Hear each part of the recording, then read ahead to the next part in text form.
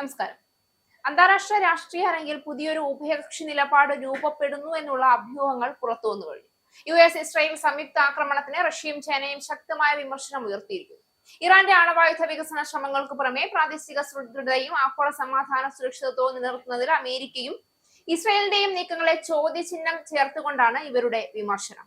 ഇറാനെതിരായ US-ഇസ്രായേൽ ആക്രമണത്തെ വിമർശിച്ചാണ് റഷ്യയും ചൈനയും രംഗത്ത് വന്നിരിക്കുന്നത്. ഇറാൻ ആണവായുധം ഉണ്ടാക്കാൻ ശ്രമിച്ചതിന് തെളിവില്ല എന്നാണ് റഷ്യയുടെ വിമർശനം. അതേസമയം ഇറാനെതിരായ സംയുക്ത ആക്രമണം ഉടനടി നിർത്തണമെന്ന് ചൈനയും ആവശ്യപ്പെട്ടു. ഇറാനും അമേരിക്കയും തമ്മിലുള്ള ചർച്ചകൾ പുരോഗമിക്കുന്നതിനിടയിലാണ് മുന്നറിയിപ്പില്ലാതെ ഇറാനെ ആക്രമിച്ചതെന്ന് ചൈനീസ് വിദേശകാര്യമന്ത്രി വാങ് യി വിമർശിച്ചു. ഇസ്രായേൽ വിദേശകാര്യ മന്ത്രാലയവുമായുള്ള ചർച്ചയിലാണ് ചൈനയുടെ വിമർശനം. ഇസ്രായേലിന്റെ സുരക്ഷയെക്കുറിച്ചും ചൈന ആശങ്ക അറിയിച്ചു. ഇസ്രായേലിനെതിരെ അമേരിക്കയും ഇസ്രായേലും സ്വീകരിച്ച സൈനിക നടപടിയിൽ ചൈന കടുത്ത അതൃപ്തി അറിയിച്ചു. ഇസ്രായേൽ വിദേശകാര്യമന്ത്രിയുമായി നടത്തിയ ഫോൺ സംഭാഷണത്തിലാണ് വാങ് യി ചൈനയുടെ പ്രതികരണം അറിയിച്ചത്. ബലപ്രയോഗത്തിലൂടെ പ്രശ്നങ്ങൾ പരിഹരിക്കാൻ കഴിയില്ല എന്നും ഇത് സംഘർഷത്തെ വലുതാക്കുമെന്നും ചൈനീസ് വിദേശകാര്യമന്ത്രി ചൂണ്ടിക്കാട്ടി.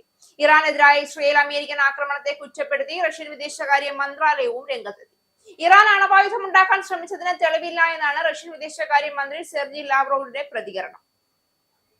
യാതൊരു പ്രകോപനവും ഇല്ലാതെയാണ് അമേരിക്കയും ഇസ്രായേലും ചേർന്ന് ഐക്യരാഷ്ട്രസഭയിലെ അംഗരാജ്യത്തിനെതിരെ ആക്രമണം നടത്തിയതെന്ന് റഷ്യ ആരോപിച്ചു. മുൻകൂട്ടി ആസൂത്രണം ചെയ്താണ് ആക്രമണം നടത്തിയതെന്നും റഷ്യ ചൂണ്ടിക്കാട്ടി. ആണവായുധം കൈവശപ്പെടുത്താതിരിക്കാൻ യുദ്ധം ചെയ്യാൻ തയ്യാറായി നിൽക്കുന്ന അമേരിക്കൻ നിലപാട് വിരോധാഭാസമായി തോന്നുന്നുവെന്ന് റഷ്യ പരിഹസിച്ചു.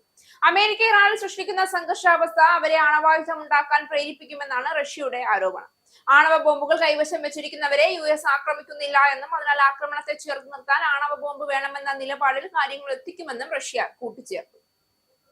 സമീപകാലത്തെ അനുഭവം കണക്കിലെടുക്കുമ്പോൾ അറബ് രാജ്യങ്ങളും ആണവായുധങ്ങൾ സ്വന്തമാക്കാനുള്ള മത്സരത്തിൽ പങ്കുചേരുമെന്നും റഷ്യ വീക്ഷിച്ചു. ഇപ്പോഴത്തെ യുദ്ധ പശ്ചാത്തലത്തിൽ ചൈനയും ഇറാനും സഖ്യം ചേർന്നാൽ പ്രാദേശികവും ആഗോളവുമായ രാഷ്ട്രീയ സങ്കീർണത വർദ്ധിക്കാൻ സാധ്യതയുണ്ട്. ഒന്നാമതായി US-ഇസ്രായേൽ സഖ്യത്തിന് വിപരീതമായ ധാരാളം സൈനിക രാഷ്ട്രീയ മുന്നേറ്റങ്ങൾ ഉണ്ടാകാം. രണ്ടാം തവണ എണ്ണയും വാണിജ്യ മാർഗങ്ങളും ഉൾപ്പെടുന്ന ആഗോള സാമ്പത്തിക ബന്ധങ്ങൾ ഒന്നുകൂടി കടുത്ത ബുദ്ധിമുട്ടിലാണ്. സമ്പദ് വ്യവസ്ഥകളിൽ പ്രതിഫലിക്കുന്ന വിലവർധന, എണ്ണ വിതരണ ശൃംഖലയുടെ ചലനങ്ങൾ, നിക്ഷേപ പരിമിതികൾ എന്നിവ ഇടപെടലിന്റെ സാരമായ ഫലങ്ങളാകാനിടയുണ്ട്. മൂന്നാമതായി ഡിപ്ലോമാറ്റിക് അന്താരാഷ്ട്ര നിയമ സംവിധാനങ്ങൾക്കും ഈ ഘടനയുടെ പ്രതികൂലതകൾ കാണാനാകും. ഐക്യരാഷ്ട്ര സംഘടനാ സംവിധാനത്തിലൂടെ പ്രശ്നപരിഹാരത്തിന് ശ്രമിക്കേണ്ട സാഹചര്യം സങ്കീർണമാകും. ചില രാജ്യങ്ങൾ രാഷ്ട്രീയ പൊസിഷൻ ഉറപ്പിക്കാനുള്ള കടുത്ത പ്രചോദനങ്ങൾ നേരിടേണ്ടി വരും. സൈനിക സമരാവസ്ഥ ശക്തമായാൽ മേഖലയിൽ അഭയാർത്ഥി പ്രതിസന്ധികൾ, മനുഷ്യാവകാശ ലംഘനങ്ങൾ, നഗരാടിസ്ഥാന സൗകര്യങ്ങളുടെ പോലും ക്ഷാമം എന്നിവ വർദ്ധിക്കാനും സാധ്യതയുണ്ട്.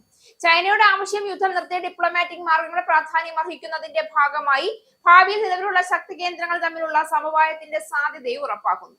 എന്നാൽ ഇരു ഭൂഖണ്ഡങ്ങളിലും സൈനിക സാന്നിധ്യം ശക്തമായാൽ പുതിയ ശീതയുദ്ധ ഘട്ടങ്ങൾ സൃഷ്ടിക്കപ്പെടുമെന്ന് ഇടവുണ്ടാകും.